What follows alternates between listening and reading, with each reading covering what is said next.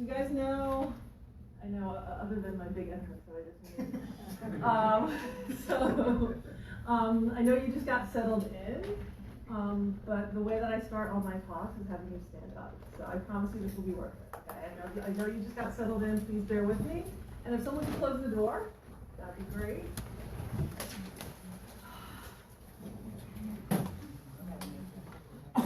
Yeah, you can let the people. Okay, so I'm going to just close your eyes, and take a big inhale, okay? So I'm going to take a big breath in, expand your lungs and your belly, and then just let it all out.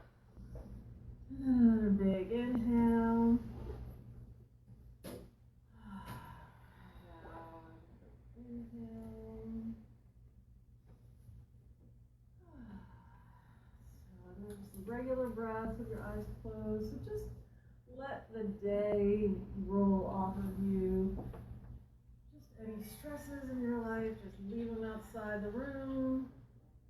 Leave any titles outside the room. So if it's a work title, if it's a title as a mother or father or husband, wife, girlfriend, brother, sister, friend, just leave all those titles outside the room. Okay. And just kind of feel your feet on the ground and have the energy sort of connect all the way to the center of the earth. And just get relaxed and centered. And actually, this time I'm going to ask you also to, with your eyes closed, take another big inhale. And visualize the planet Earth from outer space. Visualize the planet Earth from outer space. And send some good vibes wherever you need them. And then find yourself on that blue dot in outer space. And sort of zoom back in until you get back into your space that you're in here. Right now. Your feet on the ground.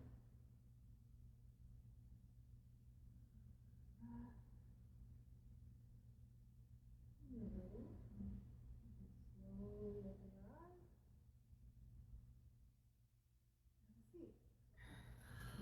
So much better, right? That was a little extra meditation. But yeah, so if you get nothing else from my talk this evening, it's to remember to breathe, okay? Because you see the difference that just a few breaths made, and it didn't take a lot of time, didn't take a lot of energy, didn't cost you anything, right? But do you feel the difference? Do you feel the before and after difference? Okay, good. So,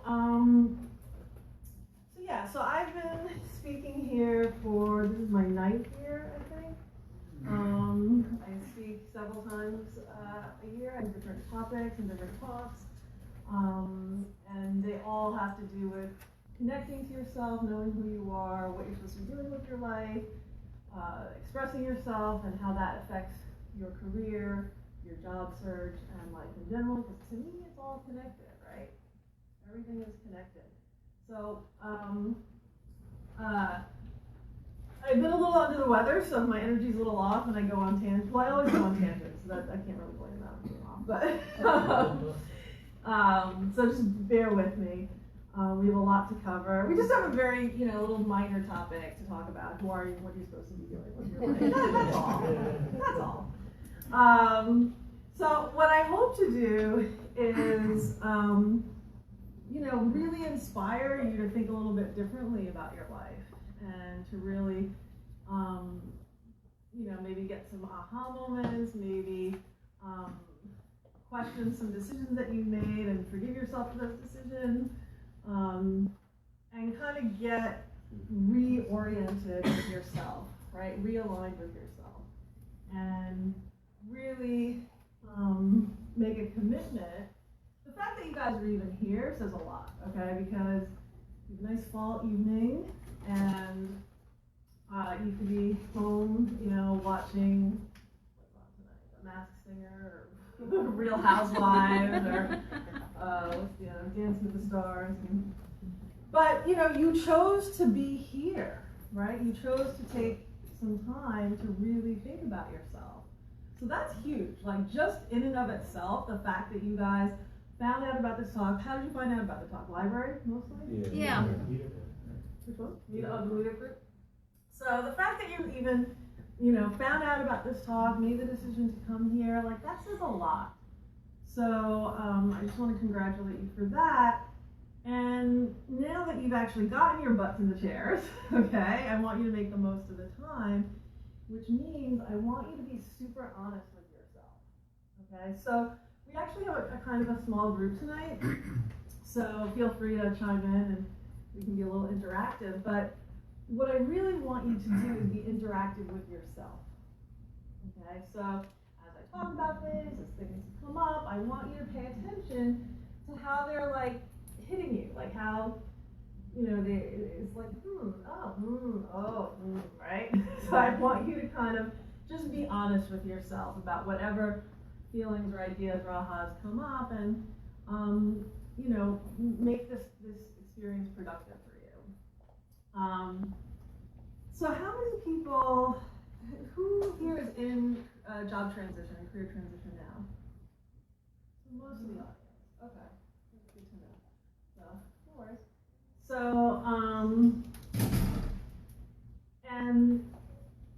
and how many people are thoroughly happily employed? I love their job. Nobody. Okay. For the record, we have Facebook Live. Nobody raised their hands. Okay. Which makes sense. That's why I assume you're here. So obviously, this is not a PowerPoint presentation. This is not like, you know, a formula A to B to C or any cookie cutter kind of a thing. So, you know, what I hope to do is really inspire you and give you some ideas and make you think a little bit differently about stuff. So you may or may not figure out who you are, what you're supposed to be doing with your life by the time you leave here, but I can guarantee you'll have a different perspective about it and some different motivation to actually try to figure those things out. So, so we'll be talking, I'll give you some extra motivation. So I think the description, which is very old because I've been doing this talk a long time, talked about how I started the Women's Mosaic, which is a nonprofit, which is kind of dormant now, but that's sort of how this talk started. I started it I did this talk for the first time in 2002, which is a very long time ago. So at the time I was working on my nonprofit, but for the past 10 years, I've been a holistic career coach and a speaker and do workshops and things like that. So I work with, so this is sort of a culmination of my philosophy and also my experience and also my observation of the hundreds and hundreds of people I work with.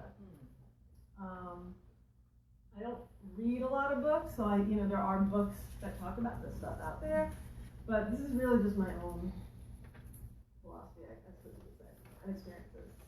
So, so like I said, I want to give you some extra motivation. Clearly you're here, so that's good, you're motivated, but who are you and what are you supposed to be doing? Why should you make some effort in this direction? Because truly the easier thing is just to kind of like check out a little and just go through the motions, go get a job, punch in the clock, leave, come home, watch TV, go to sleep, rinse and repeat, right? That's the easy thing to do. But to really figure out who you are and what you're supposed to be doing with your life and really do that, and really make the effort to, first of all, figure it out and then actually walk in that direction requires a lot of energy.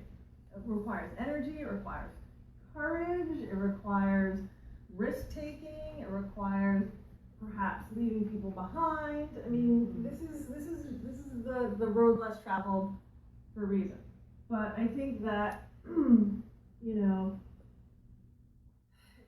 case you haven't noticed, the world's a little bonkers lately.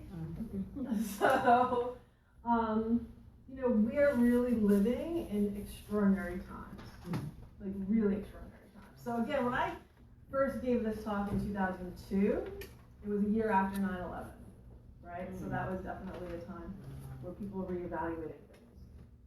And then things kind of got somewhat back to normal, and then 2008, right? The end of 2008, the whole recession and stuff. Then people really were like, oh, yeah, what am I doing? Okay. And things are rapidly changing now, particularly because of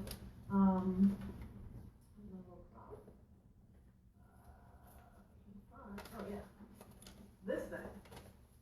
Okay, this has changed us more than we even realize, and it is continuing to change us. So, think about the industries that no longer exist because of technology, right? Industries that no longer exist and industries that never existed that now exist in a very, very short amount of time. So we're really in this very, very transformational time in a very big way on many different levels. And so if you're feeling like, oh my God, what am I doing? That you're not alone, because that's just where we're at. Because what's happening is that the things that we've relied upon for years, like structures, banking, government, education, healthcare, like things that were just sort of, you just assume they were going to be there and function in a certain kind of way, it's just not happening. So, there's, I talk a lot about security, and well, in 2002 when I gave the talk, people were like, oh, I really want to follow my dream and do this, but I need security.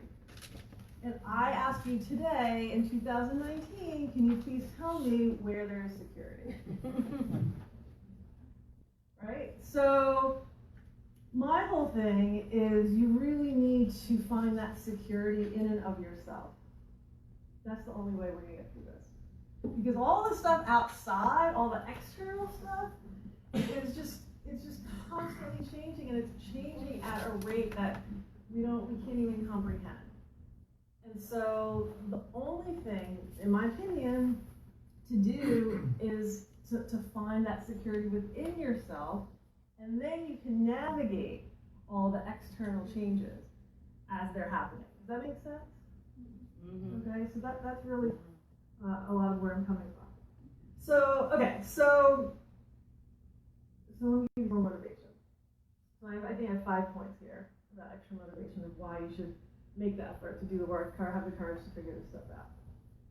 Number 1, you're gonna die. Let's just start there. Okay? It's a fact, right? It's a fact. That's one thing that is certain, is that someday you will not be here. Okay?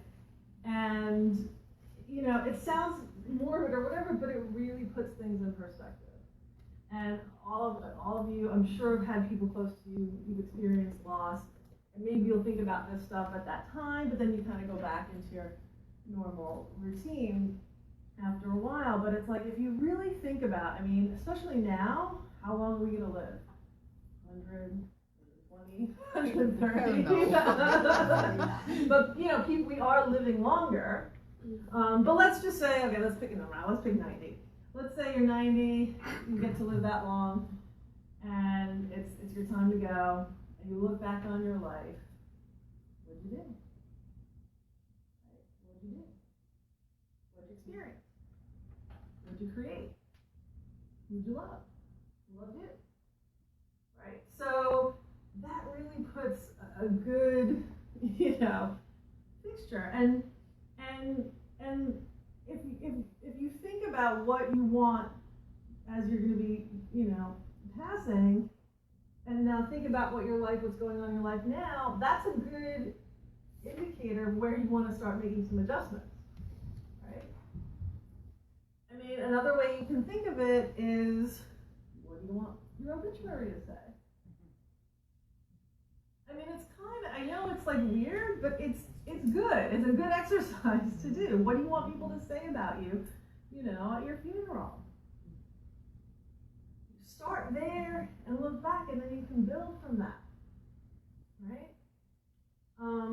That way you can sort of, it puts you in this mindset of like, okay, I'm going to be the architect of my life. I'm going to be the director of my movie. I'm going to be the captain of my ship, or whatever, whatever analogy you want to use. But, this is the other thing that I talk a lot about in my seminars, is you have more power and control over your life than you think you do. It's easy to be like, oh, I was born into this situation, oh, this boss was horrible to me, oh, my parents did this to me, oh, the economy's doing this. Yes, okay, I get it, but these are all things that are surmountable. And, I do another talk called Stepping Stones for Success, and my first step is take responsibility, right? So blaming other people makes you a victim, that makes you powerless, right?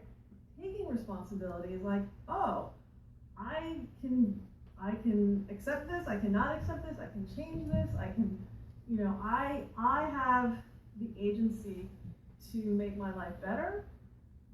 I can try to get myself out of a bad situation. But when you sort of, blame it on other people, that is disempowering. So I just want to sort of remind you of that as well. And then I also have Denzel Washington. I saw him speak once, and he said, and also just in thinking about what you want in your life and what you want your funeral to be, whatever. He said, you never see a U-Haul behind a hearse.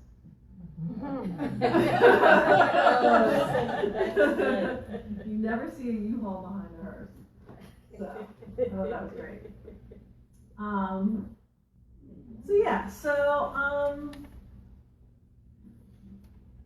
Okay, so another point of motivation is, again, God bless you. So this in 2019, this is like a controversial statement, but like, you live in the United States of America, okay? Like, and what I mean by that is there's a certain amount, with all the problems that we have and everything that we're going through and our history, blah, blah, blah, but there is a certain amount of freedom, and there's a certain amount of ability that to be who you want to be and all those things. I understand that there's lots of other issues, and there are barriers, but if you compare it to other countries, and if people are in the room, who want to share or back up, even like in developed countries like Western Europe, it's my understanding that, okay, Western Europe, you think, oh, it's similar to the United States, but there's still not as much freedom of mobility and ways to be, to really, my understanding is that there are certain levels where you're not as able to really pursue whatever it is that you want. So I don't know if there's anyone here from Western Europe, because I ask people if they're here. No one's here from Western Europe. But, I grew up in Germany. In Germany. I would say on the counterpoint, there's a social safety net. Yeah. Which is, I feel like more. Yeah. Right. So there's that, right. There's a little bit of a trade-off, right? Trade-off. Yeah. So, but my point is also that you're not in a refugee camp right now. Hallelujah. We're not in a war zone, knock on wood. You know that there are people who stuff themselves inside containers on ships to get into this country. People have walked through sewers and done all sorts of things just to have the opportunity that we have in this country to be sitting in this chair. So, and maybe your parents, your grandparents, they sacrificed to get you here, to give you this opportunity, this freedom. So the fact that you're even here, just like think about it, right? You're here in the United States, but you're not only in the United States, you're in New York freaking city, okay? You're not in, Wyoming or, no offense to Wyoming, but you're not in other places where there are less opportunities, right? Or there's less diversity, right? You're here. So the ability to make things happen and to really express yourself on so many different levels is kind of mind-boggling. And so the fact that you even have the luxury, because it's kind of a luxury that you're even thinking about, who am I and what am I supposed to be doing in my life? That's a luxury, right? Most people are just trying to survive and get through the day, right? So this is a luxury. And so, privilege is such a loaded word, but like, in that sense, like, it's a privilege. Like, this is like such a golden ticket that you have, the fact that you're even sitting here, right? So don't waste that. Don't waste that. Yeah. So, okay, so 3, which is kind of in connection with this, and this is, you can take this or leave this, but, I do believe that you earn the right to be in this place. I do believe personally in reincarnation. So, this is your shot. This is a good shot you got right now to really clean yourself up and make something of yourself. So I'll just put that out there. Number 4. Oh, yeah. World peace. So if you guys really work on figuring out who you are, what you're supposed to be doing, what's the best use of your talent, skills, abilities, passions, and you're happy and fulfilled, that means you're doing your part to contribute to world peace. Because think about it. Think about if everyone on your subway ride in the morning was happy, fulfilled, loved what they were doing, how much more pleasant would your subway ride be? Okay? How much less crime would there be? How much less divorce would there be? How much less illness would there be? Okay? So we all have, I was an international relations major, and we all have our sphere of influence. So the little pebble, the pebble with the concentric circle, you drop the pebble in the water, and we all have our people that we affect in our families, at our workplaces, in our communities, just when we're out and about, because humans are contagious, right? So remember, like, when you're feeling great, or let's say, or you're at your workplace or your family, and someone's like really toxic and really in a bad mood, like, do you feel that? Yeah. Mm-hmm. Right? Does the energy in the room kind of change? Mm-hmm. And conversely, if someone's like zippity zippity, someone's really happy, does that make you feel a little better? Does that change the energy of the room? Like we are very powerful. And so we have to take responsibility for the energy that we're bringing and we're putting out in the world. So if you think that the problems of the world are insurmountable, no, just fix your world. We all took our responsibility to create peace, first of all within ourselves, then within our lives. Multiply that, and you see how it happens, right? So we really, really have to take responsibility for that. And we'll talk a little bit more about, like, specifically, but I also believe, we each have a job to do. So your only job is to figure out what that job is, basically. Because if you do your job, you're contributing to making the planet a better place. You're contributing to that world peace. You're contributing to the growth and evolution and making the world a better place. People always tell me, like, oh, I want to help people, and Mother Teresa, whatever. No, just do you. Don't be Mother Teresa. Maybe if that really is your calling, if that is really what you're supposed to do, you really want to go to the Peace Corps, you really want to, whatever it is that you want to, if that's really great, but, like, don't go there. Just do you, and we'll talk a little bit more about this. And then the 5th extra motivation for you, which is sort of connected to that, is it's practical. Okay, so if you don't like all the woo-woo, kumbaya, world peace stuff, fine. I'm telling you, most of you are in career transition, it's practical. It's practical because when you know yourself, when you know what your talents, skills, passions, abilities are, what you want to express, what you want to create, how you want to use your time and your energy, Remember this, your time and your energy is your most precious resource. Your time and your energy is your most precious resource. So how are you using your time and your energy? Most of us are working, right? So work just happens to take up most of our time and energy. So think about it. So you better be using that time and energy at your job well. It's got to be aligned with who you are. It's got to be the best possible it can be. Nothing's perfect. I'm not talking about that. And we're all going to have bad days. There's always going to be stressful periods. There's always going to be, but get 80-20. Get it 80%. 80%. It's practical. Now, why is it practical? Also, layoffs. If you are doing the right job, if you're at the right place, the right job, doing well, you know what you're doing, you know why you're doing it, you're good at it, you're enthusiastic, you like it, right? You like it and you're good at it. You're going to be the last person they're going to want to get rid of. That's right. Right? Mm-hmm. So now there are other circumstances that will have nothing to do with that. Like you could be the right place, the right job, everything, but there could be some other circumstances. The company goes bankrupt, or they lose a client. I mean, there's things that you have no control over that has nothing to do with you. But guess what? You will have left a reputation. People will know who you are and the job that you did. So again, if you don't like all the woo-woo stuff, it's just practical, okay?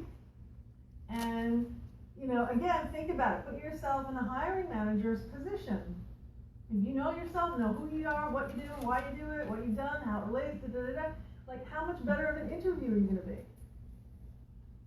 Right? If you've identified what it is that, about that job, how you can fill the need that company has, it's a no-brainer.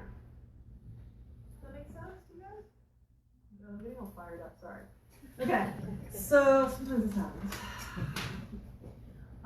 Because I'm so, you know what it is? Because it gets me crazy. It's like, it's people make things so complicated, but it's as it's the old saying, things are much simpler. If you just stick to who you are. Just stick to who you are and go with that and trust that. In my coaching, it's like I'm always having to get people to trust themselves. All right, get myself going on a tangent. But because here's what happens. The way that we've been socialized or whatever, everybody thinks this figures everything out, right? Everybody relies on the brain. And so this is why we have anxiety, this is why we have analysis paralysis, this is why we get into situations that make no sense with us. They might look great on paper, they might make sense logically, but do they really resonate with who we are and what we want, really? So a lot of my work is trying to get people, which is why we did the breathing, which I forgot to mention at the beginning. Mm-hmm. So part of why we did the breathing at the beginning of the class is you need to learn how to listen to yourself.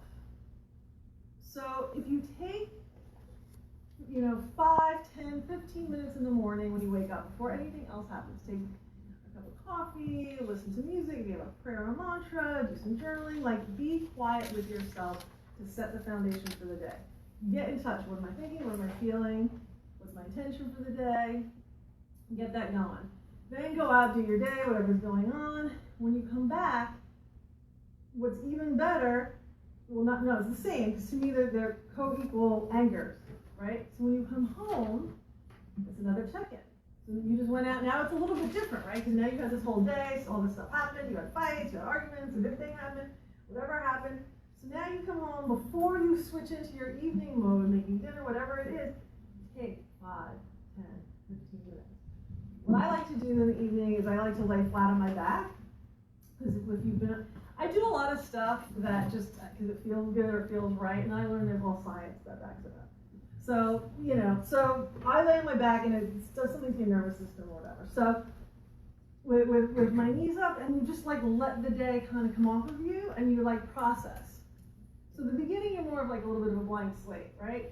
But at that transition, when you come home, it's a little bit more of like processing. Process, release, again, if you did prayer, whatever, do some journaling, check in with yourself. Because if you can't know what you're thinking, what you're feeling, how are you going to make decisions? How are you going to communicate that to anyone? How do you know what you should do, what actions you should take? Like, that's where your information and your power lies. This gets a little cuckoo land. Okay, so if you try to do everything just from here to here, I guarantee you'll make yourself nutty. Or, you know, like I had a client just 2 days ago, she did everything on paper made sense, but she was completely ignoring her creative self. And it's not to say that the logical self and like the A to B to C and the plan that she went to this college and that college and then she got this job and she wants to do this and that. Okay, great, but you're not happy.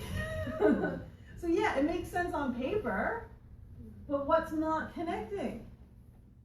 What's not connecting? So when you take that time to listen to yourself and to get to be familiar with yourself, and we'll get into that a little bit more, but you know, then you can start to integrate. So what I always say is like, this is the information, this is the powerhouse, like this just executes. Like let your brain just take orders, you know, let your brain just execute the information, the understanding, the communication, the decisions, the action steps. Let this just execute. I'm telling you, this is a societal like epidemic. We put too much emphasis on our brain, our left brain, right? You guys know the difference between left brain, right brain? So left brain is the logical, A to B to C, analytical. We need the left brain to survive. Not trashing the left brain. We need the left brain, but we're like top heavy, right? We're operating way too much on the left brain. So the right brain is the more receptive, intuitive, creative, connecting dots and things, non-linear, right? Masculine, feminine, which has nothing to do with gender. Okay, yin yang. Okay, we need both. We need both. And so whatever you can do, most people, I would say 99% of people that I work with, they have to work on the right brain stuff. Most people are, you know. So to really, you know, start exercising that muscle, and then you integrate, and then that's really a great sense of empowerment, because then you're balanced, right? Then you're balanced, you're logical, rational, you know, the survival skills with the intuitive, creative. Does that make sense? Yes. It's like super passionate about this because I think it's the thing that's really messing. It's one of the things that's really messing people up. So, if you can, right. So who are you? So we will just go right into that. So who are you? So that's one way to take those two anchors, the beginning and the end of the day. I like to say date yourself. So if you don't know who you are, because I work with a lot of people and it's okay because again, it's our society. So, you know, if I say, what do you love to do? They don't know, they don't have an answer. And that's because you never maybe made a decision for yourself. We have so many outside influences, right? So whether it's our family, obviously our family is a big influence, our culture, our geography, our gender, our, you know, our neighborhood, our peers, there's you know, society, culture, media. We have lots of different influences. So, you know, up until now, what are the decisions that you've made? Were they made based on just these outside influences? Or did you make them, right, with your own agency? So so that's why, you know, if you've never made a decision or really take this time to really kind of connect with yourself, you might not know what you like. So if you don't know who you are, like if you didn't know another person, date yourself. That's what I tell people. Go date yourself. Okay? So you spend quality time with yourself. So when I say, you know, spend time with yourself. That doesn't mean like binge watching like Game of Thrones and drinking bottles of wine. Like, you know, that, okay, fine, once in a while you need to do that. Okay, but that's not quality time with yourself. Okay, so go, you know, into nature, take a walk, go to dinner by yourself, go to lunch by yourself, take a day trip by yourself,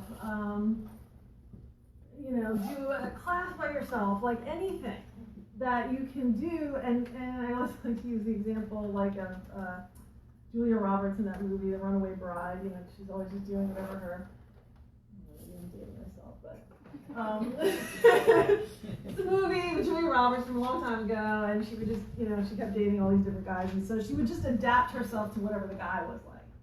So at one point, she's like, oh, you know, Richard Gere comes in, and she's trying all these different eggs. He's like, what are you doing? She's like, I'm trying to figure out what kind of eggs I like. Because when I was with Bob, he liked them scrambled, so I eat them scrambled. When I was with Joe, he liked them over easy, so I eat them over easy. And I don't know what I like. So, experiment. You know, if you're not sure what you like, if you're not sure what you're passionate about, you know, what do you lose when you lose track of time? Try to catch yourself. What are you doing? Okay, when do you lose track of time? What do people tell you you're always good at? What are people constantly complimenting you on? Oh, you're so funny. Oh my God, oh, you're hysterical. Oh my God, you're the most organized person I've ever met. Oh my God, these are the best brownies I've ever had. What is that compliment that you get over and over again, even from complete strangers or people that barely know you? There's some information there. And you know, and it's like what makes you unique. And here's another thing to think about, which because again, we're all a unique combination of characteristics, skills, talents, abilities, like completely unique. And it's so hard to really grasp that you are unique. No one else has your combo, okay? So to try to understand what those uniqueness things are. So I'll give you an example. For me, I realized at some point doing this work that, you know, I could talk to just about anybody. Like I could talk to just about anybody and I could find some point of connection with them or I could relate to every single person I meet on some level with something. And it was just normal for me until I realized, oh, not everyone can do that. Yeah. Not everyone can do that. But to me, it just is the most natural thing in the world. Or, you know, sitting down and really listening to someone and kind of like connecting the dots. I mean, this is you know, I became a coach. It's like, that's actually a skill. And to me, it's like breathing. Like it's not. Natural. It's like breathing. Whereas like, you know, dealing with like computer stuff like makes my head spin. Like I'm terrible at so many things, and other people it's like breathing for them. So, like, what are the things that come most naturally to you that you don't even realize are a thing, okay? That's one way to think about some of your skills and abilities and sort of what makes you you. And then, I don't know if I'm on the right part of my talk, but, and then another thing that you can think about, so there's like the things that come natural to you, the things that are like breathing, but then there are the things that scare the bejesus out of you. Okay, so what do I mean by that? So the fact that I'm even standing up here talking to you right now is insane to me, okay? Because nobody ever believes this, but I am an introvert by nature. I didn't talk to anybody to come here, okay? I mean, because I needed my energy to be able to give it to you guys. You know, I'm a terrible speaker actually, technically. Technically, I'm a, you know.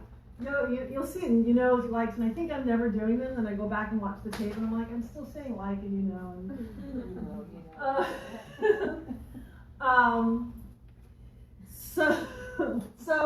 but, okay, so my point about this is, and I used to get like stiff necks, I used to get coughing fits, like, I mean, I know public speaking is a big fear for a lot of people, but, you know, I taught for many years, and it was always a thing, but, well, so why do I keep subjecting myself to this? And obviously I've been doing this long enough now that I am much more comfortable doing it, I've done it enough times now, but the reason, my whole point about this is the reason why I did it was because I had something to say, and what I had to say overrid the fear and uncomfortableness that I had, because I really wanted to say whatever it is that I wanted to say. But then a funny thing happened.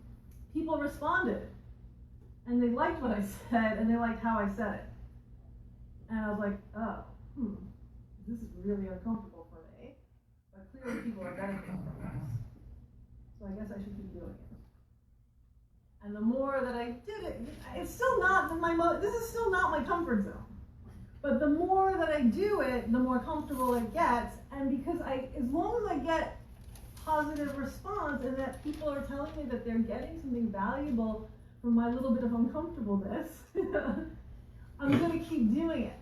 So it's a muscle. So Eleanor Roosevelt said, do the thing that you're afraid to do. And there's a reason, because for other people, and so here's the thing, for other people, they can present on anything. They love being in front of the room, right? They'll talk about anything. They'll do a song and dance for you.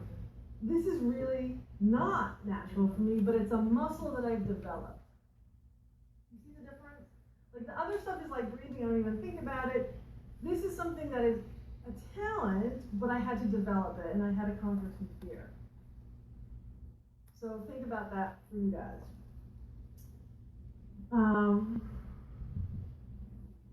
Yeah, and then also, in case you didn't notice, I'm a little tall. So, you know, I always want to be in the background. So I always want to hide. So I did like backstage management, and I did, you know, choreography, production. I'm not supposed to be in front on the stage, right? I want to hide, but clearly it's kind of hard for me to hide. It's hard for me to blend in. So your physical characteristics actually also play a part in this. Like there's a reason for everything. There's a reason why you are who you are, how you are, why you are, with all the combos. So again, you just have to start embracing and owning all of those things. So even my trips coming in here, I do, you know, that's why, because I don't really wear heels that often. You know, it's like you just have to start owning you are who you are for a reason. Because remember what I said, you have a job to do, and only you can do that job, and that's how we're going to make the planet better. Or if you don't like that, that's how you're going to get a job and make money and have a life. Pick one. I think both are great. So, so once you start sort of getting to know yourself and kind of accepting and acknowledging these things about yourself, something might happen that's a little scary, and that is, oh my God, I'm totally different than how I've been living for the past 35 years. Like, I've actually not really been myself at all. I'm really this other person, and now all my friends and my family and everybody, they're going to be like, if I start really being who I am, I don't know what's going to happen, right? So that's why it can get a little bit uncomfortable. That's why I said it takes courage. But that's also going to kind of separate the wheat from the was it chaff? How do you say this? Yeah. Chaff. People will either love and accept you if you choose to keep, you know, expanding and growing and developing yourself, or they won't. You gotta make a decision. Keep going, be who you are, and, you know, if there's resistance, you gotta deal with that. But I mention this because this is a factor. You know, this is a factor. You have to be aware of it, and remember that you're the only one that has to live in your body. You're the only one that's responsible ultimately for your life.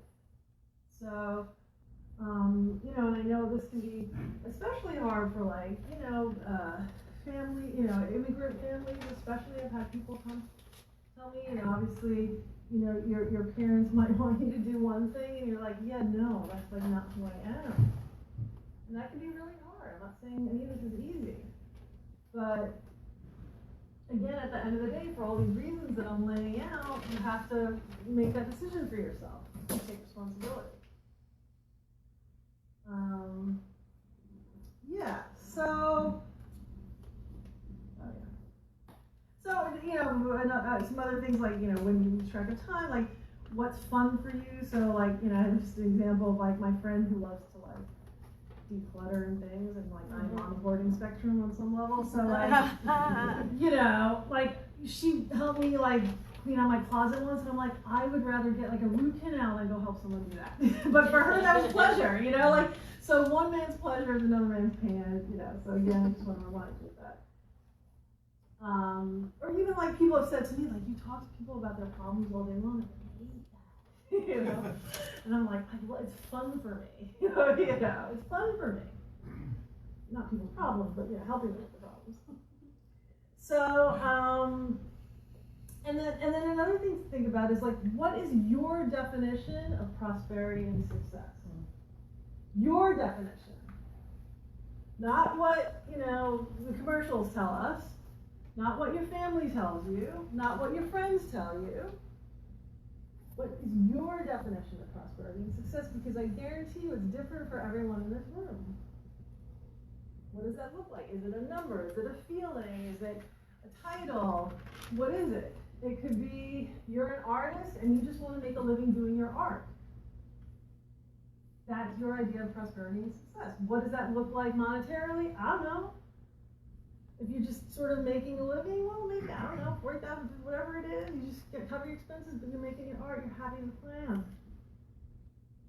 Maybe you really want a beach house, and a really nice car and everything. Nothing wrong with that, as long as it's sort of like from a, not, I'm going to validate myself with these things kind of a place, or it's a, Joneses comparing kind of a thing.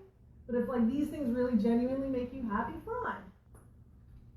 How much money do you need to have in your bank account to feel like that's prosperity and success? It's going to be different for everybody.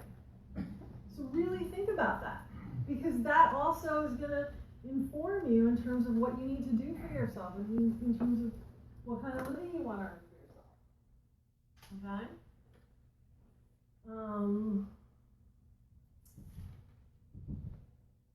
Yeah. And it's like, what my mantra lately for people is, like, if it feels right, it is right. Like, don't question stuff. Remember the thing that I was talking about with, like, your gut in your head? Like, your head will be like, it'll try to, like, talk you out of things or give you a, no, if it feels right, if it feels good, that's your answer. That's your answer.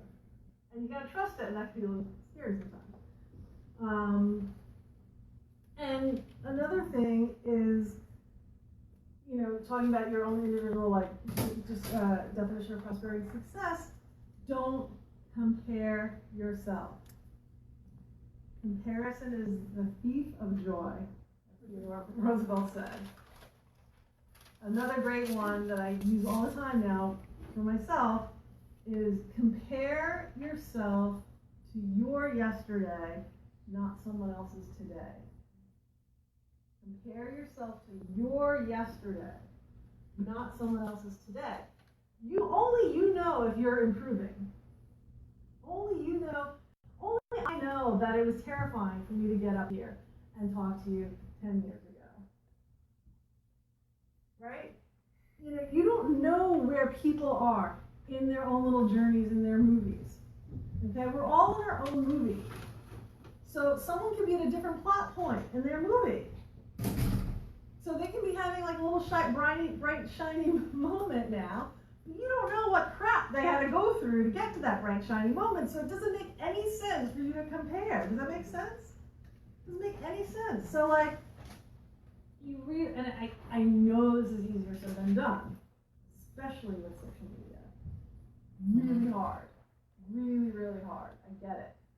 But that's why you have to be really observant and really pay attention to your thoughts and your feelings, especially when you're, like, looking at social media, or anybody else for that matter, celebrity or anybody. It's like, you're on your own journey, you're on your own path, like, do you. And again, this has been very helpful for me. Like, Know yourself so that you know what was your yesterday, and are you doing better than your yesterday? That's all that matters.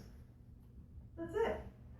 So it does not help you whatsoever to compare yourself to anybody. Okay? And also there's a great quote, and I do a whole talk about this called authentic branding, by the way, but this is a quote that I use on it. It is better to live your own destiny imperfectly than to live an imitation of somebody else's life with perfection.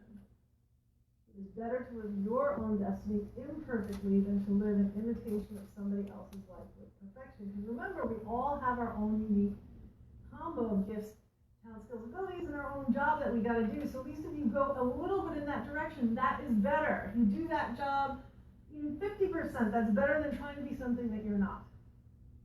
Then you're not doing anything that you're supposed to be doing. Right? So, that was the first time I did that one. I don't know where that came from. It's because Patricia's here probably. That's how we start. So also another way to figure out kind of like what this is, we're sort of going into what you're supposed to be doing. So that's sort of thinking about sort of your talents, characteristics, things like that. But then in terms of like actual things that you might want to be doing, one good thing to think about is when you were a kid, what did you like to play? How did you play? Like what was natural for you? So for me, I played teacher, and my kids were, my brothers, were my students. I used to choreograph dances and produce little shows, and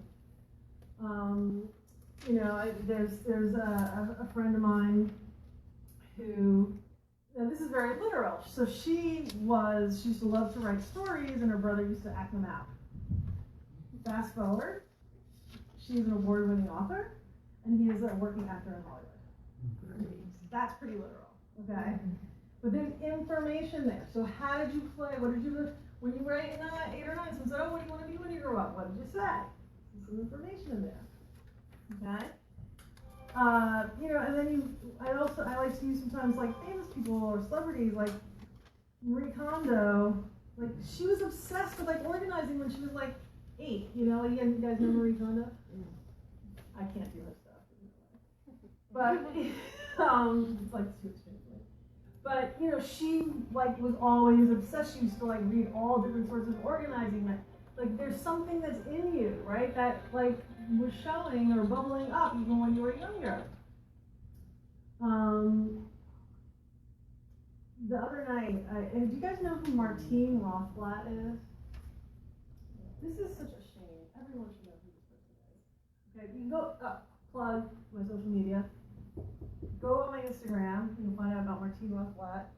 And YouTube. You can Google her. Basically, she founded Sirius Satellite Radio. Wow. You guys know about that, right? Yeah. And she also is like the top earning CEO of a biopharmaceutical company because her daughter had an incurable or a very rare disease that no one was developing a medicine for, and she figured, I'm going to figure it out then, I guess, with zero medical training. And basically figured out this and then she's like, now if the medicine doesn't work, you can get a lung transplant, but there's very few lungs. I think I'm going to create artificial lungs.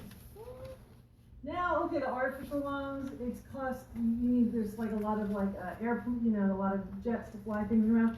I'm going to create electric helicopters so we can deliver the organs. Oh, and by the way, she came out as transgender in the 90s. She was Martin before that. Wow. I'm telling you, Google her, okay? What's her name? Martine Rothblatt. How you spell it? Go to my Instagram and look. No, Martine, Martin with an E at the end, Rothblatt, Rothblatt.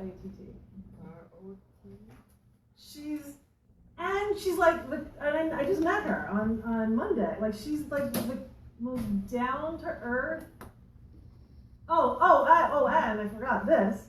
And she believes that we can upload our consciousness to like files or something, like when we die. like you can preserve, like this real futuristic kind of stuff too. My whole point of telling you this, two things, is when she was a kid, she wanted to build like space habits, like habitats on other planets. And so I think she ended up like studying. I think she studied law. She did like regulation stuff, and then she's like, I want to do astronomy. And somehow, because she was doing astronomy and the law, then like when satellites start to come, she like was helping. She's the CEO of GeoStar first, and then she's like, well, I really want to just connect everyone. I mean, she figured out how to launch satellites and like deal with all the FCC regulations. I mean, she's got several interviews on YouTube, like the TED interview is good, and I think Tony Robbins one is good. Just Google her, but like seriously, everyone should know about this person. Okay, so that was one point of like, you see how all these things kind of connect, and then another thing is that she said, I was doing all the serious satellite stuff, and I mean, she thinks she said she had to raise $20 billion to start that company. This is the 90s, remember? Think about that.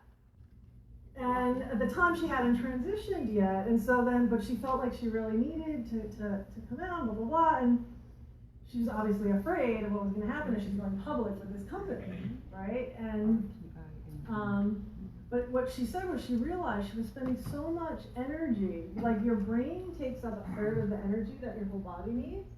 She was spending so much energy doing this crosstalk and like catching herself and trying to be going with the guys and like being who she wasn't, that as soon as she came out, she had so much more energy. And she did this cute, then she started a whole other company called United Therapeutics to deal with these rare diseases. It's like the craziest story. So it's very inspiring, but it was great because I just met her on Monday and I thought, oh, I'm doing this talk. I mean, someone who really knows who she is and what she's supposed to be doing and is doing it is really inspiring. And is like a lovely person. Really lovely person. Martine Rothblatt. ROTH BLATT. Yes. So,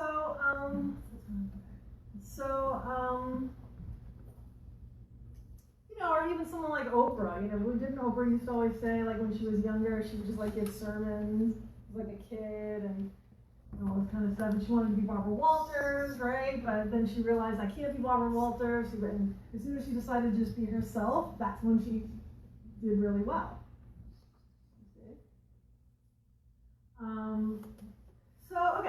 So thinking, let's bring this down a little bit more practical. What are you supposed to be doing with your life? So now we're like figuring out who we are, what we like, what we're doing. So again, you have to decide for yourself what kind of lifestyle you want. So once you have some ideas, like, do you want to work for yourself? Do you want to be an entrepreneur? Do you like a structure of a 9-to-5 job? Is your job really important to you, or do you just want a job to support your life outside of your job?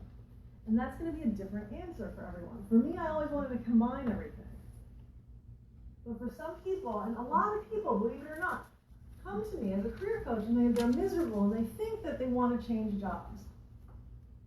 And they come to me, and after I talk to them, I'm like, actually, your job is great for you. Your job is fine. That's not the problem. Your job is a beautiful, beautiful way to support you to do this other stuff.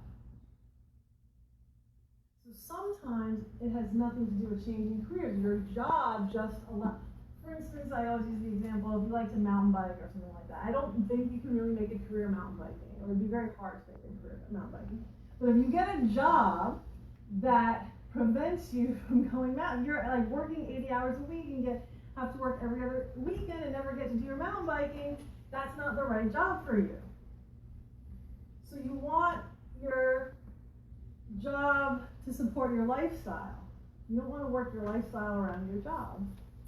Unless you make your job your main thing. Does that make sense? But that's going to be different for everyone. That's going to be different, so that's something that you have to think about.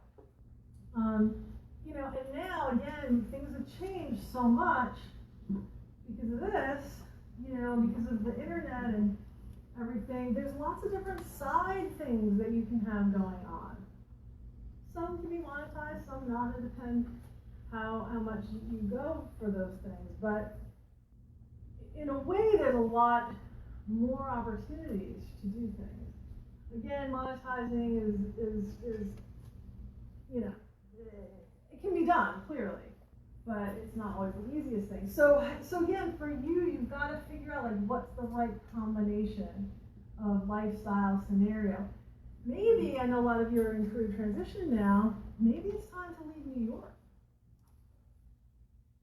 Maybe it's time to leave New York. So it's really making a bigger change. Maybe it's time to go live in the suburbs of the country or across the country. Maybe you're done with this. Maybe that's the universe's way of telling you, like, here's your shot. Maybe use the exit now, right? So you really have to think about all of these things and keeping in mind that you have the power to create your life. What do you want? What do you want? So yeah, and then also, because again, a lot of you guys are in career transition, thinking about, like, the last job that you had, how did you end up there? What got you to that job? Did you even like the job? Did anybody like the job that they just got laid off or fired from? Did anybody like their job? No one has raised their hand, Facebook, okay? Okay, so one person, okay? So you probably shouldn't have been there anyway, and you're probably too lazy to leave or too scared to leave. It's okay, we're humans, all right? This is what happens. So that's why I give a talk that says, pink slips on losing your job is a good thing. Because it's forcing you to make the changes that you know you needed to make for a while. All right? So this is why I said be honest with yourself. So you don't blame anybody, because you know you needed to make these changes anyway. And you could have made it on your time, but guess what? You didn't. So guess what? The universe comes in and says, yeah, time's up. Sorry. And you kind of get forced to deal. That's the way it happens. But this is an opportunity. This is a beautiful thing. So I want you to see this as an opportunity, again, to work on all this stuff, to realign yourself, to get yourself back on track, to finally do the things that you're supposed to be doing. Because you went off track. And that's how you ended up in this space. So, and if you were, like, doing sales and you hate people, don't try to get another sales job. Like, that's not right. Yeah. I'm sorry. If you've been dealt with the public, you hate people. You have to take them on an individual basis. That's just it. But what I'm saying is that, like, if you're chatty Cathy and you're doing data entry all day, that's not the best use of your skills, right? If you're by yourself doing data entry, but you love talking to people, that's not a good match. And if you don't really like people, don't get a job where you're always having to interact with them. Yeah. Yeah, that's true. But if you are, you have to take them individually. Yeah. But you see what I'm saying? And this is why knowing yourself is important. Like, don't put yourself in a situation where you're going to be miserable, or that doesn't optimize the best parts of you. Okay? And you just never know. You just never know how dots connect, because, and this is also something that I've been saying a lot lately, or actually for the past couple of years, but even more so, is that, like, as long as you keep knowing who you are, making the decisions, like, keep doing things that make sense, even though maybe you don't know the big end game, that's okay, because there are jobs, the perfect job for you might not even exist today. That's how dynamic a time that we're living in. So, this is just happening, like, there's a company, there's, like, so many startups. There's a startup right now that they're looking for coaches. Like, that didn't exist. I've been coaching for 12 years. Now, all of a sudden, there's all these companies and they've got coaches. That didn't exist 12 years ago. Right? And, and I always give the example, when I was doing Women's Mosaic, the nonprofit, my intern, this was like in 2007, 2008, and we're like, what's this Facebook thing? What's a blog? We didn't know what anything was. I guess we should have these things. And So I had her work on them, and I said, someday someone's gonna pay you for this, and sure enough, she did Amex social media for a minute. She was doing SEO stuff for her website. These things didn't even exist when she was in college 3 years before. They didn't exist. So how would you even know? What is a coach? Coach didn't exist when I was in college. You don't know. So you just have to trust that what you're doing is gonna find the right scenario, and every step that you take should be bringing you closer to whatever. If you know what the end goal is, every step should be taking you closer to it. If you don't really know what the end goal is, like I said, it's okay because it might not even exist. The industry might not exist. The company might not exist. It might not exist today, but it might exist 2 years from now, 3 years from now, 5 years, and then you're going to be the exact perfect person for that position because you had done this over here, you had met this people over here, you developed your skills over here, and now it's all coming together. Does that make sense? And this is where some sort of faith has to come in, and being comfortable with the unknown. Well, humans don't like that. Humans want certainty, right? But there's a lot of unknown right now, a lot of unknown. And I encourage you to get comfortable with being in the unknown. I encourage you to develop more faith in yourself and faith in the universe, the process of these things. Because remember what I said at the beginning, you got to find that security in yourself because there's really not a lot of it out there anymore. So you've got to get strong internally. And trust that all these change, some things are going to click at the right time, at the right place.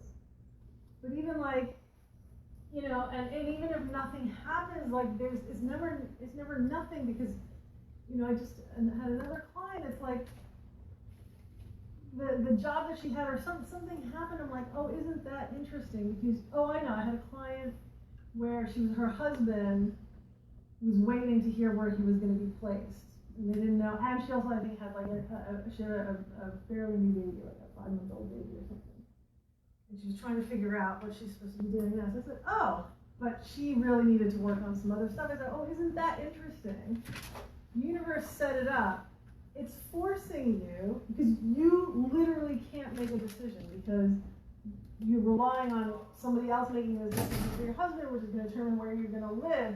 And if you live in Boise, Idaho, there's different opportunities in Boise, Idaho than there's going to be in Chicago. So we can't really make those decisions right now, but guess what? We can work on this other stuff. Isn't that interesting how life kind of set it up? Because if those things weren't there, then you wouldn't have an opportunity to work on some of the personal growth kind of stuff. And we don't know what the decisions are. And then with my other clients, same thing. She was trying to know what her next move is. I was like, how could you know what your next move is if you don't know what you want?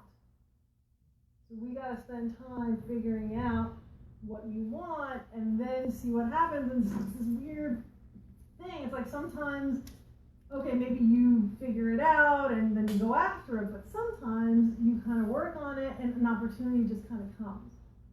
Because whatever the quantum physics that you shifted in your life, shifted some molecules out here, and here. And then you don't even have to do anything, it just comes.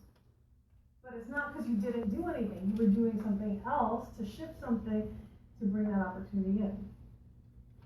Does that make sense? Look at that. So, and there's nothing too minuscule. And so, like I was saying before, a lot of people, especially in the recession, I feel like a lot of people are like, I want to just, work for a nonprofit now. I don't want to deal with crazy corporate banking, blah, blah, blah. I want to make the world a better place. I want to help people. So they all thought that they wanted to work for nonprofits. If you're coming from a super corporate world, working for a nonprofit is going to be, unless you really get it, understand it, but that's something that on paper sounds great, right? But in reality, no. Maybe some people can make the switch, but it's hard. I also dealt with a lot of folks that, let's say, you know, they've been raised in maybe like a Catholic background, a very traditional background, and so again, they think, you know, everything has to be of service and blah, blah, blah, and so they've made different choices, but when I really talk to them, what they're actually passionate about is fashion, okay? And they can't reconcile fashion, service, community, you know, all of that kind of stuff. But I will say to you, is there anybody in here naked right now? When it's cold outside, you like having things to put on. Okay? Do you, when you have an interview or a special occasion, do you like to put in something nice, and do you feel better when you put something nice on? So nothing is too insignificant. So someone had to design your clothes, someone had to manufacture it, someone had to distribute it, someone had to get it in the store, someone had to work the cashier or online now and that. I mean, there's nothing insignificant. Is there crappy people in every business? Yes. You know, are there horrible things in every corner of life? Yes. Yes, the Catholic Church. Do you see what I'm saying though? Like, just like everything's got good and bad. Everything has got good and bad. So if that's the thing that you're passionate about, you know, I like this shirt. It's a cute shirt. It makes me happy. I had to wear something nice for you guys. You know, like, I'm glad someone designed this. So nothing is too insignificant. If it's what's right for you, if it feels right, it is right. And trust that someone will benefit. If that's your thing. I usually have lots more examples on that. Let me just see what I can finish this.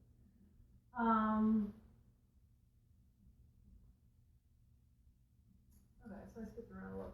So like, I'll give you another example. So, you know, another example I like to give, I had a client once, and she was a lawyer. She was working, you know, she was attorney for a good well-known law firm, but she obviously came to me, she wasn't happy. So I said, well, how did you become a lawyer?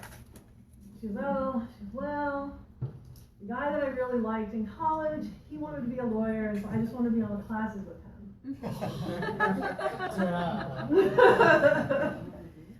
No joke. And clearly she was smart, right? So she was able to. Not too smart. Well, yeah. So, and the good news is they did get married. Okay. Oh, man. He really wanted to be a lawyer and loved being a lawyer, right? And she's like, eh. So when, when we talked, I mean, she was really passionate about English. She probably would have been a great English teacher or whatever. But, you know, here's where the outside influence comes in. So she came from a very blue-collar family. So now her family's like, ooh, our daughter's a lawyer. Okay. Now, and then the now husband, he came from a family of all teachers, and they hated teaching. But remember, there was a time, I believe in the 70s or something in New York, where like that was the only job you could get. So there were a lot of teachers that became teachers that never should have been teachers. Or none. We're not. Yeah. So again, so you can't go by these other things. So you can see how this all would have influenced her. You know, or, you know, one of my dear friends, you know, psychology, nobody knows what they want to do with psychology. I think she had an internship with PR just because that was the internship, so then she ended up in PR after school, and she pretty much hated it, you know, but it was like, oh, this is just the thing that I guess I'm going to do. Never liked it. Similar, I'm sure, to many of you guys, we had a 10-year career in it. The agency lost their big account and had to lay off a whole bunch of people, and she was one of them. And she ended up going to the New York City Teachers College program. She's now an amazing teacher for 4th grade. This is not about promoting teaching necessarily, just two examples that I happen to have. It's all good if you're the right person. those kids are so lucky to have my friend as a teacher. It's 100% better suited for her than the job that she was doing before. She hated the job. She struggled doing it. Now this job, trust me, has got plenty of challenges, the Board of Ed, and it's 4th grade and yada, yada, yada, but it suits her better. It makes use of all her talent, skills, abilities, and those kids are better off having her as a teacher. She's happier, and the kids are happier. So you see, if you just do you, people will benefit. People will benefit. So, any questions? I know I've been sort of talking a lot. Any questions? Because we don't have a lot of time left. Yes. How do you address the people who, practicality speaking, need to get a job, but in the long run would like to pursue what they need to do, but once they get the job don't want to lose track of finding themselves, finding the career, but the practicality is, they can't wait for the kumbaya moment. Discipline and knowing, getting the right job. If you need that job, like I said before, make sure it's a job that just doesn't suck the life out of you. Right? If you just need a job, just get a job that leaves you with some dignity and energy at the end of the day, so that maybe not every day, but you can use some of that excess energy to do some of this other stuff, whether it's creativity or just personal growth stuff or whatever. How would you give them suggestions on how not to lose sight of the goal of finding themselves, like an outlook to do something, but something to not get lost again? I mean, I think my experience is that if that bug is lit in you, it kind of doesn't go away. And so it's, again, just a matter of, now with social media, you can get on a mailing list or follow someone on Instagram that has a message that you want to hear repeatedly. Schedule in time for yourself as you would schedule in a date or a class or something. Like, make sure that you're conscious about scheduling in things that feed you on that level. It's discipline, but it's an awareness thing. And once you have the awareness, you guys all have the awareness now, so you don't have excuses. Yes, and then that. Yes. So the thing that I find perhaps more challenging than doing the work to figure out what I'm good at, that's definitely a job in itself. But it's when you're talking about society and message and stuff, it's overcoming the message that if it comes naturally or easily, then it's not as valuable as what you struggle and work for, and that only things that are worthwhile in the workplace and stuff are those things that you have to work at and master, and those are the only things that you should be paid. Yeah, that's messed up. It's a messed up world that we live in. But like I said before, that's very society-wise. So this is again, finding that internal strength, internal security. This is the road less traveled. So you can't buy into that. But again, understanding sometimes, like me speaking, like I was saying, sometimes you do have to work a little bit harder to develop something. But I also want to introduce the concept of Wu Wei. Do you guys know what Wu Wei is?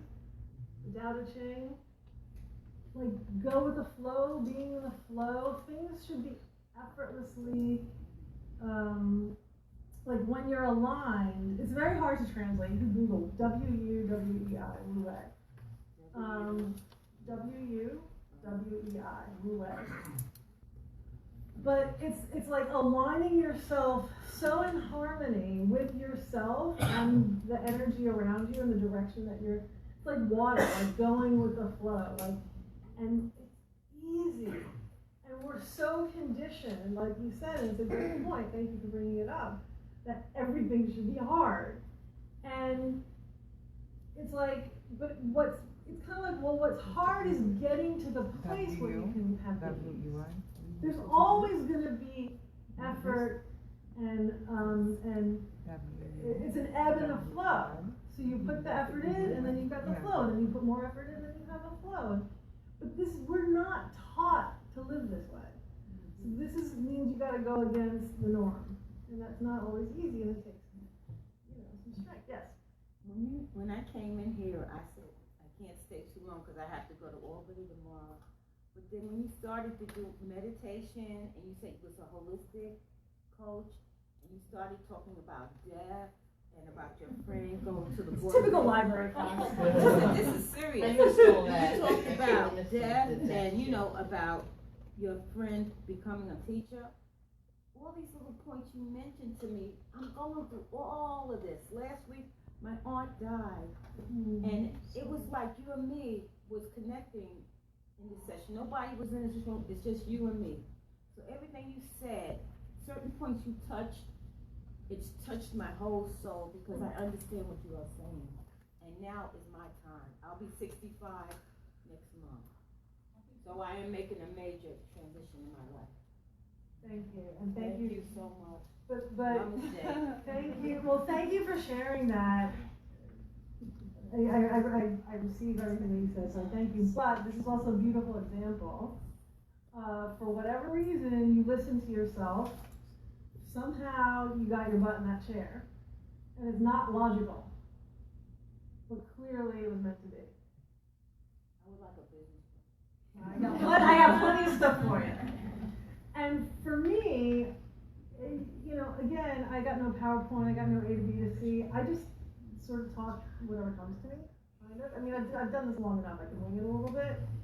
But it's like my intention is always, let me articulate that which you guys need to hear. And if you watch, because you can watch all of my talks, and it's the same title, but it'll be a different talk every time. So thank you for illustrating that. Yeah, I want to make sure I get.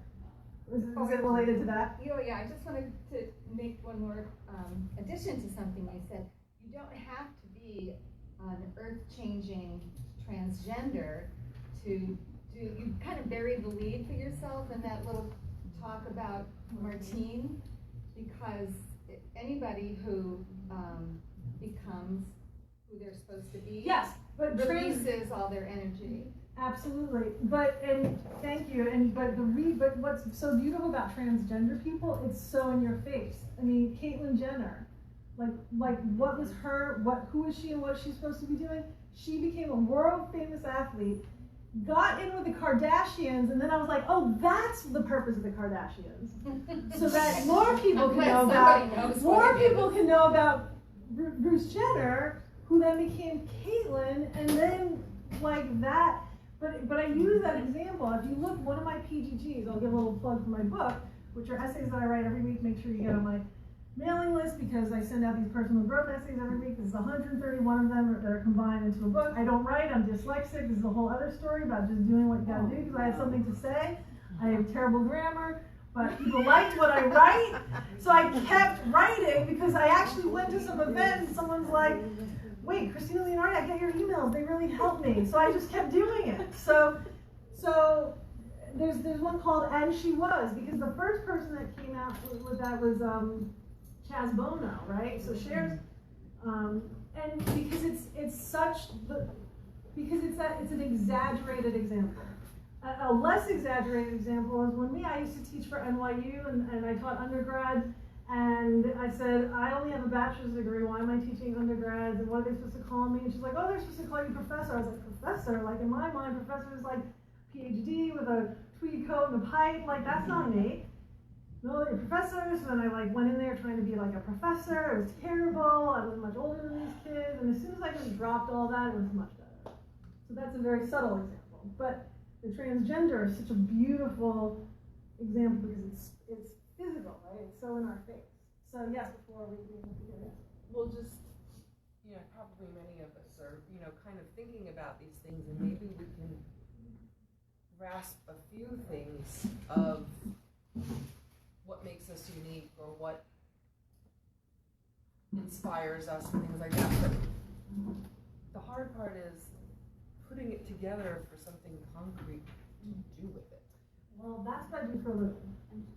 So if you can't figure out for yourself, which I believe you can, But sometimes it's helpful to have a completely outside person. Yeah. Because now I've been doing this for 12 years, I've been coaching people for 12 years, and kind of be able to connect the dots, because I can connect the dots in a way that you might probably not connect. So I connect the dots. And also what happens a lot is that I will basically identify the thing that you've repressed so badly or thought was crazy, but because me, a complete stranger, I've never met you, and I'm like, that's the thing, then you can't find it. Because I know that practical side of me, I don't like her. You gotta Sometimes she make wins and friends, she doesn't make me happy. You gotta make friends with both sides. You're gonna kick us out in a minute, but so before I finish up, I also wanna make sure that you guys think about what you really wanna take away from today. So whatever it is that you really wanna remember and not forget once you go back into life. I give these little doodads out. You can consider this a little stepping stone. You can consider it a little like connection to your job on planet Earth. However you want to think about this little doodad to carry around with you so that when you see it, it reminds you of whatever you want to remember from today. Okay, so you just take one and pass it around. I want to make sure everyone's on my mailing list. I'll be back here October 9th doing another talk. I think I'm doing authentic branding. I do group coaching once a month. Make sure, please, you're on my social media. I post cool things on there. And I want to just leave you with this quote from Khalil Gibran also. Yeah, and so I just want to really, again, I just want to highlight, I just want to encourage you to, whoever you are is who you're supposed to be. Own it, embrace it, love it. Because loving it gives you the courage to move forward. If you love yourself, you can love other people. And you can love your work.